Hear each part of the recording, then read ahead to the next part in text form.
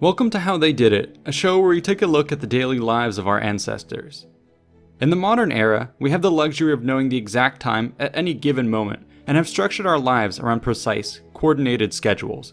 We take this all for granted. But what was it like long before the invention of the modern clock? Today, we'll take a look at how they told time in ancient Rome. Thanks is owed to our sponsor, Audible, for making this video possible. The concept of time. People in the past were very aware of the regular day-night cycles of our planet and devised many ways of classifying it. Just as today, a day was divided into 24 parts, with 12 hours of daylight and 12 hours of night. This convention traces its roots all the way back to ancient Egypt and its duodecimal system. The further division of hours was typically done by halves, thirds, or quarters. Timekeeping by minutes and seconds was not practical, although the concept of such smaller increments did exist. Some believe that very short spans of time were likely approximated by heartbeats. Let's now take a look at a Roman clock. Here we see our 24-hour cycle divided into two, with each further half split into 12.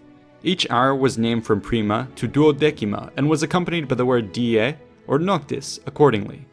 The first hour of the day was measured from sunrise and would have been referred to as hora prima die, while the first hour after dusk would have been hora prima noctis. Apparently, the hours of midday and last light would be announced in the forum. Thanks to Roman tradition, the hours of the night were actually divided into 4 watches, each consisting of 3 hours. For example, the last few hours before sunrise would be referred to as occurring in the 4th watch of the night. As I'm sure many of you have been itching to blur it out, this all depended on a specific season and latitude. This is indeed the case. Thus far, I've been using a clock that works near the equator around the equinox. But as you get into winter, daylight shortens, and into summer, daylight lengthens. This would have compressed and stretched the Roman clock. A Roman day hour on the winter solstice was approximately equal to 45 of our minutes, while a day hour on the summer solstice was equal to 75 modern minutes. Luckily, this would have applied relatively well to most of the empire, which stretched out east and west across the Mediterranean.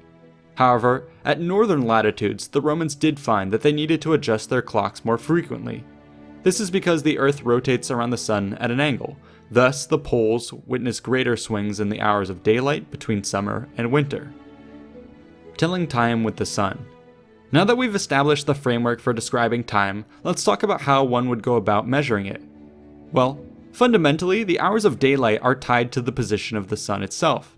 Thus, it makes sense that the most basic way for humans to tell time would be to refer directly to the sun. The simplest method would have been to just look up.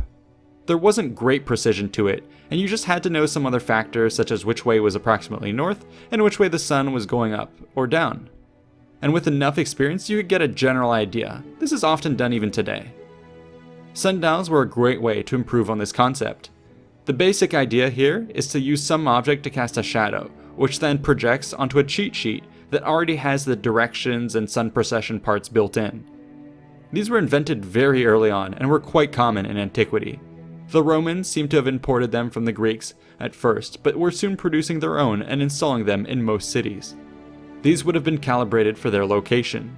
Such sundials were often large and made of stone for high visibility and durability. We do have evidence of smaller, more portable sundials capable of being calibrated to multiple latitudes. Apparently, pocket watch-like models were even a thing. Some were quite cool, but definitely quite fiddly. Yet no matter how much engineering went into these devices, at the end of the day, such sun-based systems suffered from one fatal flaw. They didn't work in the absence of sunlight. This posed huge problems for telling time at night, or even while indoors. Let's now look at how our ancestors dealt with this problem. Telling time without the sun. The basic concept here was to find something that occurred at a predictable rate and to calibrate it to a desired measure of time. Once this was understood, there were many ways to go about constructing such a device. Typically, this involved using gravity to drain a fluid. Today, we are most familiar with hourglasses, which use sand. In the past, however, it was actually far more common to use water. Regardless of the fluid chosen, the principle remained the same.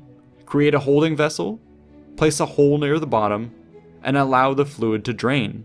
Modifying the amount of fluid or the size of the hole impacts the rate of draining.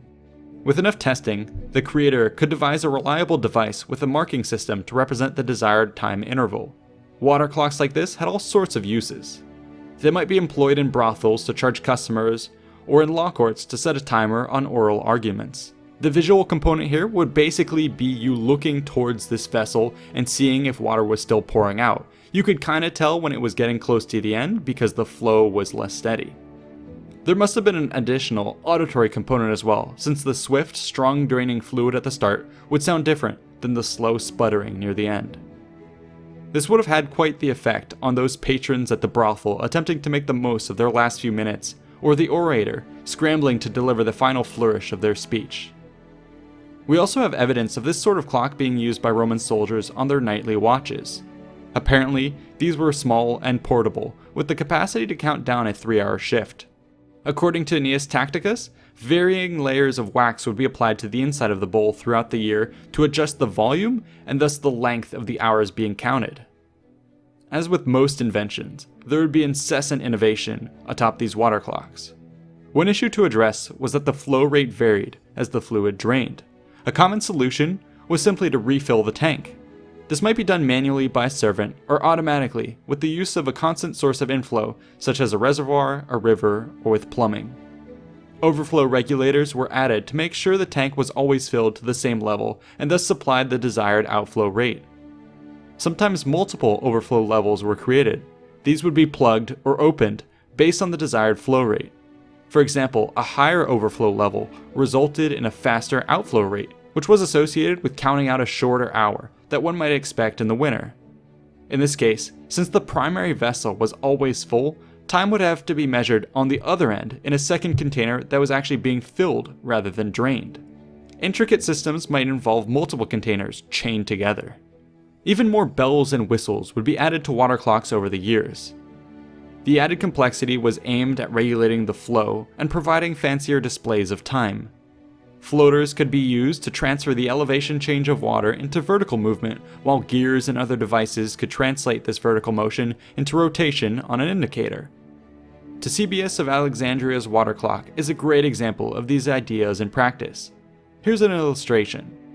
On the left, we see an inflow pipe leading to a funnel, which is equipped with an overflow regulator. Thus, it will always be filled to the same level and have the same outflow rate. The funnel then drains into a larger, vertical container. Here a floater has been installed, which will rise with the water. As it does, teeth on the top of the floater's pole mesh with a gear. This gear then turns a dial which points to the appropriate hour. This is freaking awesome, and all based on draining water. Different inventors and artists would add all sorts of little touches and flourishes. For instance, they might have the gears result in a door opening or angelic figures pointing to a specific number or instance. You could get really complicated here, and people certainly did. Other systems might also automatically trigger the ringing of bells and gongs or the blowing of horns. You could thus make your own alarm clock system. The past is full of clever people, and there were tons of other ways our ancestors from around the world told time. I look forward to covering these in later videos. To me, this whole subject of examining how people in the past understood and navigated their world is fascinating. If this sort of thing also interests you, I'd recommend you check out the book Science Education in the Early Roman Empire. In it, Dr. Richard Carrier explores the scientific advances of the period and how knowledge was disseminated through an ecosystem of individuals and institutions. I'm happy to announce that the book is available through our sponsor, Audible. Audible is the world's largest producer of downloadable audiobooks. On their platform, you can find and listen to thousands of digital audiobooks, magazines, newspapers, and radio programs. They've got a huge trove of history content, which you can binge through. So let's say you wanted to check out the audiobook on science education. The way this works is that you would sign up for a 30-day free trial by going to audible.com/Invicta or by texting Invicta to 500-500. Doing so will get you your first audiobook for free, which you can apply to the science book, plus 2 Audible originals. These originals are exclusive audio titles created by celebrated storytellers from worlds as diverse as theater, journalism, literature, and more. I've personally been using this service as a primer for researching history topics and think it's a great way to learn tons of new things. Definitely check them out and let me know what you think about the book on science education. It's awesome. A huge thanks is also owed to our supporters on Patreon and the many talented researchers, writers, and artists who made this video possible. Please consider contributing to fund future content. If you found this topic interesting, check out these related videos about our fascinating past. Be sure to like and subscribe for more history, and check out our description for ways to support the channel. Thanks for watching.